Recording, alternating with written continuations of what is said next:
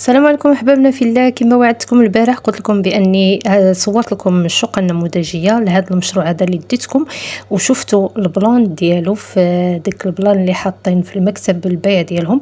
عندهم مازال الشقق للبيع في هذا المشروع هذا اللي كيتعتبر سكن متوسط، ماشي سكن اقتصادي. كنعاودها وكنكررها، هذا سكن المتوسط، يعني ماشي سكن اقتصادي. هذا ابتداء من 41,500,000 بالنسبة اللي فيه جوج الغرف، واللي كيجيو مثلا في الريتشوسي اللي كتجي داخل. اما اللي كتكون على الشارع كما كتشوفوا المشروع ممتاز.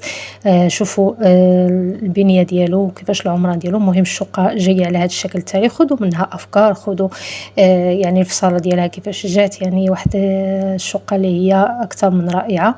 يعني كما كتشوفوا الدخلة ديال الشقة كاين تما حاطين صالة هنايا. الصالون ها هو واسع، يعني صالون اللي يكفيكم كل واحد كيفصلو. هذا مفصل او مفرش بطريقه عصريه. ممكن تعملوا فيه السدادر، يعني راه صالون كبير متسع. هنايا كان صالة مونجي. هنايا كما كتشوفوا الدخله باش ما نتلفكمش كيفاش عامله الشقه. هنايا الدخله ديال الباب، يعني حتى فصلتها مزيانه انك تدخل اللي كيجي عندك كيدخل كيلقى الصالون هكذا قريب ليلو. البيوت هاد الناس راه كاينين لداخل، ما جايينش على الدخله ديال الدار. المهم هنايا كما كتشوفوا اقرب حاجه لكم هي المطبخ. المطبخ حتى هو كبير ما شاء الله. فيه بالكون، غتشوفوا هنا اتساع ديال الثلاجه وماكينه الصابون، يعني تما يهزوا لك 3 ديال الحاجات بلاصه ديال السخان د الماء. هنايا الفور، هنايا كيعطيوها لكم هاد مويان ستاندينغ او سكن المتوسط، كيعطيوها لكم هكذا مطبخ ايكيبي، لان هذا ماشي سكن اقتصادي. كما كتشوفوا كاين تما الفور وكاين البلاك وكاين الهوت. هنايا فيه هاد البالكو هذا اللي تقدروا تعملوا فيه جليسه بحال هكا. هنايا كما كتشوفوا الشقه تقريبا فايته 70 متر. هي هادي نخرجوا من المطبخ، عندكم هاد الكولوار هذا كله بلي سبوت. عندكم هنايا كما قلت لكم راه فيها جوج حمامات. الحمام الاول هما هاد الحمام الاول ما عاملينش فيه الدوش، ولكن عندك الحق انك تعمل فيه الدوشه كما بغيتم. مهم الحمام راه متسع كبير، هز لك يعني يقدر تزيد فيه الرشاشه ديال الدوشه على حسب. مادام ان كاينين جوج تقدروا تخليوه بحال هكذا. عندكم هذا الكولوار هذا، غادي ندخلوا الغرفه الاولى.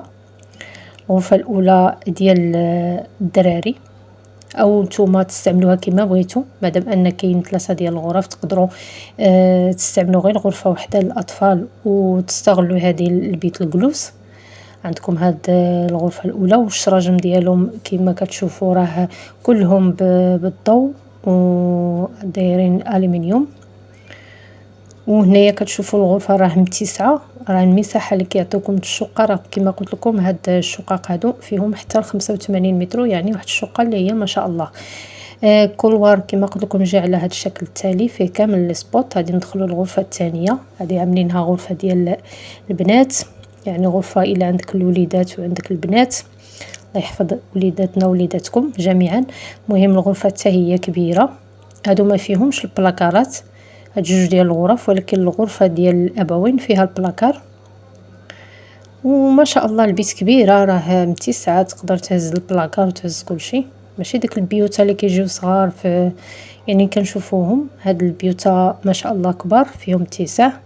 هاد الاتجاه هذا تقدروا تحطوا فيه البلاكار، تقدروا تبنيوه كذلك. عندكم هنايا الغرفه الابوين قريبه للحمام.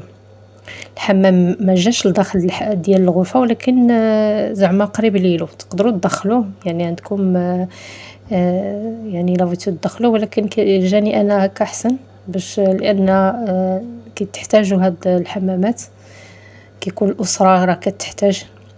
المهم الغرفه ديال الابوين على الشكل التالي، حتى هي كبيره كما كتشوفوا. البيت راه كبير، وهذا الحمام هذا راه ما لصقش مع الغرفه، يعني ما جاش في وسط الغرفه، هذا بوحدو.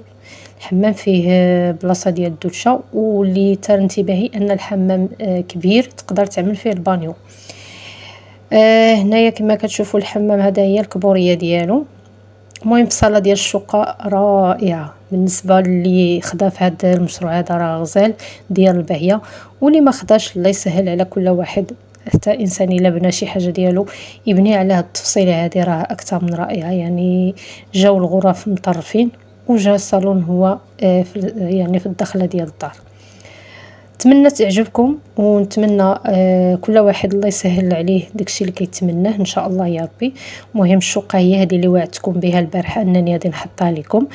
فيها اكثر من 70 متر، 3 الغرف، 2 حمامات، صالون ومطبخ وبالكون، ولا يسهل على كل واحد. وخليتكم على خير. ما تنسوناش من زر اللايك والاشتراك في القناة باش هكذا توصلوا بكل جديدنا. تبقوا على خير احبائنا في الله، الى فيديو قادم باذن الله. سلامة.